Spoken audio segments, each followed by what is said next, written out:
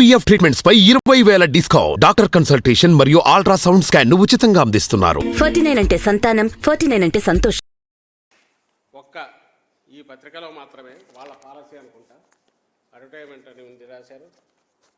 Issued by Telugu Desam party అని ఇక్కడ ఉన్నారు. అంటే నేను దీంతోనే ఎందుకు మొదలు పెడుతున్నా అంటే, ఒకటి దీంట్లో ఉన్న కంటెంట్, వీళ్ళు మనుషుల పిశాచాల, రాక్షసులు కూడా కాదు. ప్రజల జీవితాలతో ఎందుకు ఆడుకోవాలనుకుంటున్నారు? ప్రజల జీవితాలతో, రాష్ట్ర ప్రజల జీవితాలతో ఏమాత్రం ఎంతో కొంత ఆస్తి ఉన్నా, స్థిరాస్తి ఉంటే వాళ్ళను భయపెట్టి భయభ్రాంతులను చేసి వాళ్ళు అనుకున్న రకంగా ఏదో సాధించాలనే దాంతో ఆ దుగ్ధతో ఇలా చేసినారని ఇక్కడ అర్థమవుతుంది. మీకే గమనిస్తున్నారు. తోడేళ్ళు పైనంతా, కిందేమో కూటమి అధికారంలోకి రాగానే ల్యాండ్ టైటిలింగ్ యాక్ట్ చట్టం రద్దు, కింద చంద్రబాబు ఫోటో. వీళ్లకు సిగ్గు శరము ఉంటే, వీళ్ళు నిజంగా ఇది ఒక రాజకీయ పార్టీ అయితే ఇదే పద్ధతి ప్రజల్లోకి వెళ్ళడం. ల్యాండ్ టైటిలింగ్ యాక్ట్ అనేది ఏదైతే ఇప్పుడు వీళ్ళు అన్నట్టు నిజంగా రద్దు చేసేదైతే, ఈ ల్యాండ్ టైటిలింగ్ యాక్ట్ బిల్లు పెడుతున్నప్పుడు ఎందుకు దాన్ని తెలుగుదేశం పార్టీ సపోర్ట్ చేసింది? అది కాస్ట్ ఆఫ్ రిపిటేషన్. మళ్ళీ నేను కొద్దిగా చూడండి, మీకు చూపాలి. ఎందుకంటే ఇది చూడగానే ఖచ్చితంగా ఫోన్లు వస్తున్నాయి, ఏమో జరిగిపోతుంది, ఏమో జరిగిపోతుంది, ఏమో జరిగిపోతుంది. దీనికి శిక్ష ఏమేయాలని కూడా ప్రజలు ఆలోచించాలి. ఇంతటి అబద్ధాలు, ఇంతటి పైశాచికత్వంతో అడ్డగోలుగా అబద్ధాలు, విష ప్రచారం, భయాందోళనకు గురి చేసి భయభ్రాంతులను చేసే దానికి దిగజారితే, అది కూడా మళ్ళీ ఒక అడ్వర్టైజ్మెంట్ అని రాసుకోవడం కూడా లేదు. ఇది నైతికంగా ఇంకో రకంగా అంత, అది చాలా పెద్ద మాట. వీ కాంట్ ఎక్స్పెక్ట్ ఇలాంటి దిగజారుడు బురదగుంటలో లేదా సెప్టిక్ ట్యాంక్లో పడి దొర్లుకునే చంద్రబాబు నాయుడు కానీ, ఆ ముఠా కానీ, వాళ్ళకి అంత అదేదో పెద్ద ఉదాత్తమైన మాటలో హితవు చెప్పడం అనేది పనికొచ్చేది కాదని దీనిని చూస్తే అర్థమవుతుంది. ఎందుకంటే వాడి ఆలోచనలే పిశాచాలకు వచ్చేటివి, ఆలోచనలే సెప్టిక్ ట్యాంక్లో బతికే జీవులకు వచ్చేవి. సివిలైజ్డ్ దీంట్లో ఉండేవైతే ఎవడన్నా ఇట్లా ఇస్తాడండి? మళ్ళీ ఇచ్చిన దాంట్లో మేము ఇచ్చామని చెప్పిన ఇది కూడా లేదు. ఎందుకంటే ప్రజలను మిస్లీడ్ చేయడమే, ప్రజలను మిస్లీడ్ చేసి భయభ్రాంతులను చేసి మళ్ళీ అది మేము చేసామనే సంబంధం, మాకు సంబంధం ఉందని చెప్పుకునేపాటి ధైర్యం కూడా లేకుండా వాళ్ళు అనుకునే ప్రచారం కిందికి వెళ్ళాలి, చాప్ కింద నిలబడి జనం భయపడాలి. భయపడి జగన్మోహన్ రెడ్డి గారికి వేయొద్దు, చంద్రబాబు నాయుడు మళ్ళీ తెచ్చుకోవాలి. మరి అలాంటప్పుడు ఈ బిల్లు పెడుతున్నప్పుడు 2019 జూలై ఒకసారి పెట్టు, పయ్యావుల కేశవుడు పెట్టు. ఇది ది కాస్ట్ ఆఫ్ రిపిటేషన్ మొన్న చూపించాను, మళ్ళీ చూపిస్తాను.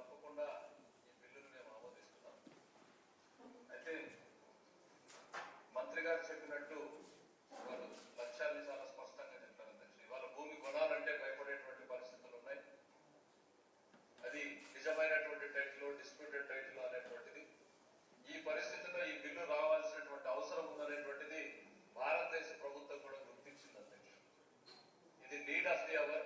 ల్యాండ్ టైటిల్ క్లియర్ గా పెట్టకపోతే ప్రాబ్లం అవుతుంది అనేటువంటి ఉద్దేశంతో భారత ప్రభుత్వం కూడా నేషనల్ ల్యాండ్ రికార్డ్స్ మోడర్నైజేషన్ అనేటువంటి స్కీమ్ ని ప్రారంభించి అన్ని రాష్ట్రాలని కూడా దీన్ని ఇంప్లిమెంట్ చేయమని చెప్పి కోరడం జరిగింది. అధ్యక్ష, కర్ణాటకలో భూమి పేరుతో ఈ ప్రాజెక్ట్ ఇప్పుడు ఇంప్లిమెంటేషన్ లో ఉంది. అధ్యక్ష, మంత్రి గారు మాట్లాడుతూ ఇట్లాంటి ఎక్కడైనా ఉందా లేదా ఇట్లాంటి ప్రాజెక్ట్ అనేటువంటి చెప్పారు. అధ్యక్ష, ఇది మన దేశానికి కొత్త కావచ్చు, కానీ ఇది 1858వ సంవత్సరంలోనే ఆస్ట్రేలియాలో ఉంది. అధ్యక్ష, ఇది పారాన్ సిస్టమ్ ఆఫ్ ల్యాండ్ టైటిలింగ్ అనేటువంటి విధానం ఏదైతే ఉందో, అంటే wear state guarantees the title, ఇది దాదాపు 150 సంవత్సరాల క్రితమే ఆస్ట్రేలియాలో ఉంది. దాని తర్వాత చాలా దేశాలు దీన్ని ఇంప్లిమెంట్ చేశాయి. మన దేశంలో కూడా రాజస్థాన్ లో 2016లో ల్యాండ్ టైటిల్ యాక్ట్, ఇదే యాక్ట్, దాదాపు సిమిలర్ గా ఉన్నటువంటి యాక్ట్ ని రాజస్థాన్ కూడా పాస్ చేసింది. అధ్యక్ష, ప్రాక్టికల్ గా ఇంప్లిమెంటేషన్ లేక ఇంకా వాళ్ళు కూడా పోయినట్టుగా కనపడ్డారు. ఆశయాలు మాత్రం చాలా గొప్ప ఆశయాలు. అధ్యక్ష, ఆచరణలో ఈ ప్రభుత్వం కాదు అధ్యక్ష, ఎవరు చేపట్టినా కూడా చాలా సమస్యలతో కూడుకున్నటువంటిది, చాలా కాంప్లికేషన్ తో కూడుకున్నటువంటిది. అనేక చిక్కుల్ని తొలగించే ముందు ఈ ప్రభుత్వానికి చాలా టైం కూడా పడుతుంది అధ్యక్ష, దాంట్లో ఏమాత్రం కూడా అనుమానం లేదు. బట్ ఇది ఒక పాజిటివ్ హోప్ గానే చూడాల్సినటువంటి తరుణం. ఒక పేద రైతుకో, ఒక సామాన్య కుటుంబీకుడికో ఒక క్లియర్ టైటిల్ తన దగ్గర డబ్బు ఉంటే నిర్భయంగా ఎన్నుకునేటువంటి పరిస్థితిని కనిపించే దిశగా ఈ బిల్ అనేటువంటిది భవిష్యత్తులో ఉపయోగపడుతుంది. ఇది 2 ఏళ్లలో అవుతుందా, 4 ఏళ్లు పడుతుందా, 5 ఏళ్లు పడుతుందా అనేటువంటిది పక్కన పెడితే తప్పకుండా ఇది ఒక పాజిటివ్ డైరెక్షన్ లో వెళ్ళేటువంటి బిల్ అనేటువంటిది ఈ సందర్భంగా గుర్తు చేస్తున్నారు అధ్యక్ష. పత్రికల్లో కూడా అధ్యక్ష ఏం చెప్పారండి ఇక్కడ? ఇది 2019 జూలై 29వ తేదీ ఈ బిల్లు ఆమోదించింది శాసనసభ. ఆ టైంలో శాసనసభలో ఇది జరిగినప్పుడు 13 మంది ఉన్నారు. అందులో అచ్చెన్నాయుడు ఉన్నాడు, మిగిలిన వాళ్ళంతా ముఖ్యమైన నాయకులు అందరూ వాళ్ళు ఉన్నారు. అండ్ కౌన్సిల్లో వచ్చినప్పుడు నారా లోకేష్ ఉన్నాడు, మిగిలిన నాయకులు ఉన్నారు, వీళ్ళందరూ దాంట్లో ఉన్నారు. ఇది పూర్తిగా శాసనసభ ప్రతిపక్షం ఆమోదించి, మీరే విన్నారు, ఇది చాలా టైం కొంత పట్టొచ్చు, దీనికి ముందు చేయాల్సినవి సమస్యలతో కూడినది అని. ఎస్, అందుకోసమే జగన్మోహన్ రెడ్డి గారి ప్రభుత్వం భూ సమగ్ర సర్వే చేపట్టింది.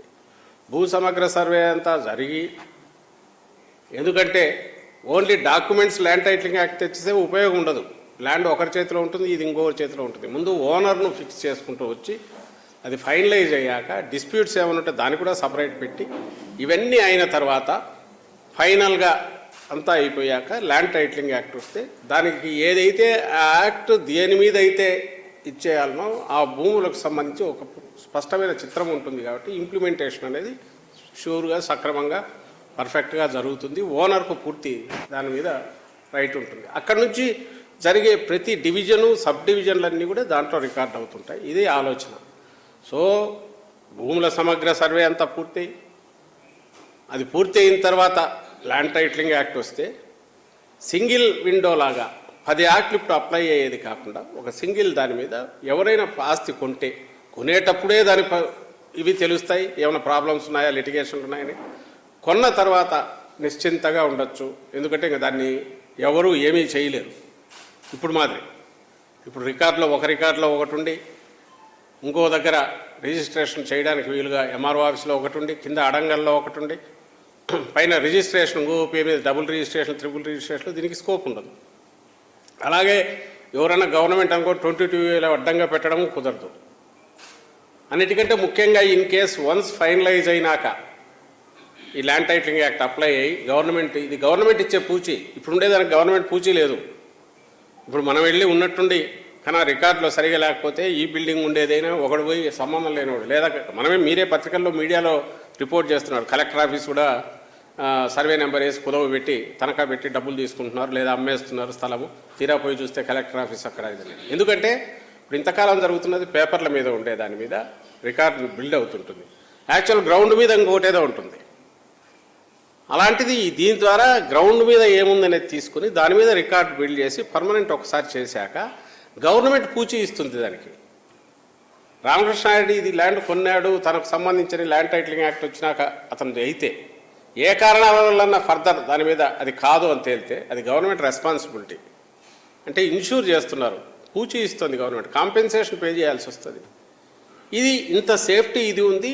ఇది జగన్మోహన్ రెడ్డి గారు ఫీల్ కావడం కాదు, అపోజిషన్గా ఉన్న తెలుగుదేశం పార్టీ పూర్తి దానికి ఆమోద ముద్ర వేసి ఆ రోజు మాట్లాడింది ఇప్పుడు చూపించాం.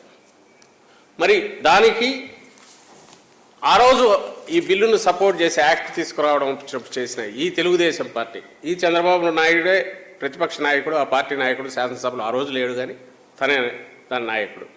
ఈరోజు ఇది ఎట్లిస్తాడు? ఈ దిగజారుడుతనం దేనికి?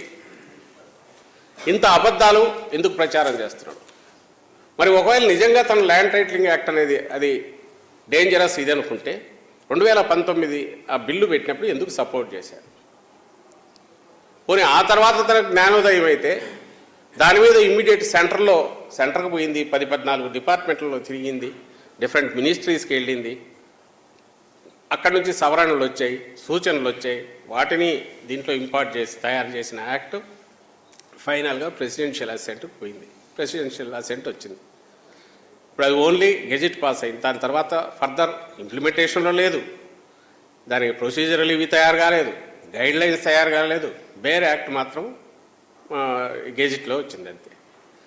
దీనివల్ల దీని తర్వాత తయారు దాంట్లో ఇంప్లిమెంటేషన్కి సంబంధించి ఇంకా చాలా జరగాలి. అసలు దానికి ముందు అవసరమైన సమగ్ర సర్వే పూర్తి కావాలి.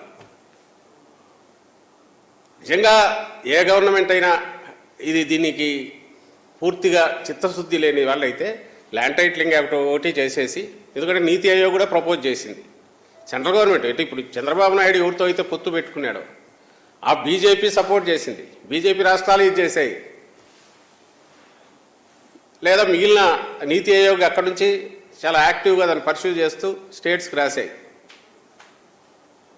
వాళ్ళందరూ ఇప్పుడు వీళ్ళ కూటమిలో ఉన్న బీజేపీతో, నరేంద్ర మోడీతో కానీ, కూటమి ఆయనతో అమిత్ షాతో కానీ, ఇంకోరితో కానీ ల్యాండ్ టైటిలింగ్ యాక్ట్ అది చెత్తదని ఒక్క మాట చెప్పించమనేది. దానికి అడ్వర్టైజ్మెంట్ ఎందుకు? కోట్లు ఖర్చు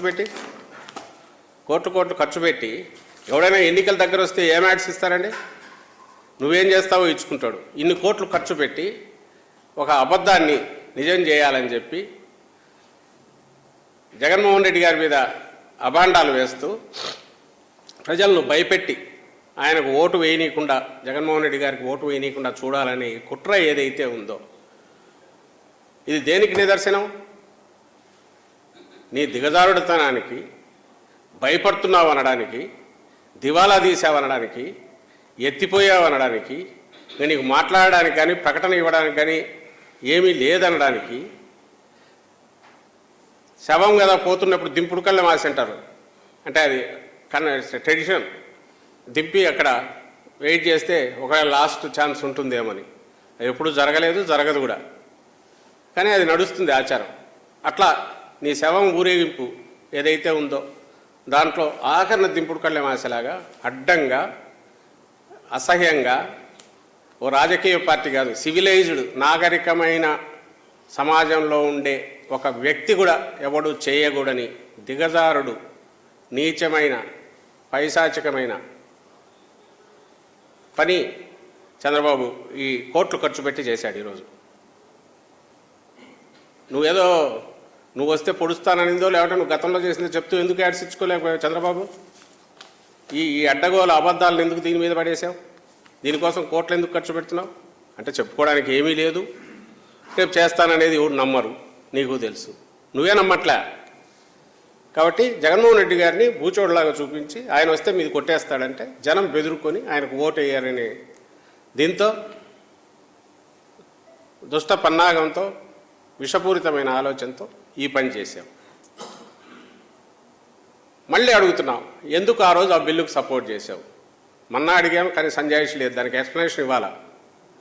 పోనీ తర్వాత నీలో ఏదన్నా ఇది వచ్చింది అనుకుంటే ఇంత ప్రాసెస్ 19లో ఆమోదించిన బిల్లు తర్వాత ఇన్ని సంవత్సరాలు దాన్ని డ్యూ కోర్స్ పోతున్నప్పుడు మధ్యలో ఎక్కడా దీన్ని ఎందుకు మేము రియలైజ్ అయ్యాము, ఇదిగో ఈ కారణాల వద్ద అంటున్నామని ఎందుకు అనలేదు?